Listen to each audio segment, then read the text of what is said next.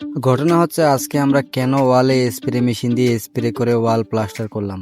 তো hey guys, আসসালামু আলাইকুম। কি অবস্থা সবার? আশা করি সকলে ভালো আছেন। তো আমিও মোটামুটি ভালো আছি। তো আজকে আপনাদের দেখাবো কিভাবে ওয়াল প্লাস্টার করছি এবং কি জন্য আজকে আমরা স্প্রে মেশিন দিয়ে ওয়াল প্লাস্টার করলাম। স্প্রে মেশিন দিয়ে স্প্রে করার পরে ঘটনা হলো ভাই, আমাদের এক গৃহস্থ যে বাড়িতে কাজে গেছি, তো খুব জুলুম করতেছে, মানে খুব তাড়াহুড়ার মধ্যে কাজ শেষ করতে হবে না নাকি।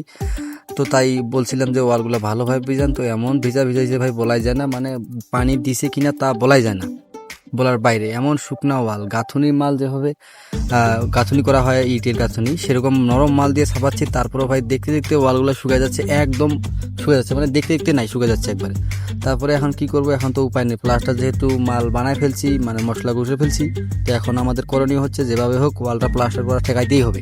তো তাই গৃহস্থকে বললাম একটা স্প্রে মেশিন নিয়ে আসেন, আমরা তা দেখা যাক কীভাবে চেষ্টা করা যায়। তো তারপরে উনি একটা চার্জার মেশিন নিয়ে আসলো, স্প্রে মেশিনগুলো এগুলো আনার পরে সেই মেশিন দিয়ে স্প্রে করতেছি আর প্লাস্টার করতেছি। না হলে ভাই কি করবো ভাই, দেখতে দেখতে শুকায় যাচ্ছে। তো আমাদের করণীয় আর কিছু ছিল না, তাই আমাদেরকে যেভাবে হোক যত দ্রুত হোক ফিনিশিং দিয়ে কাজটা শেষ করতে হবে।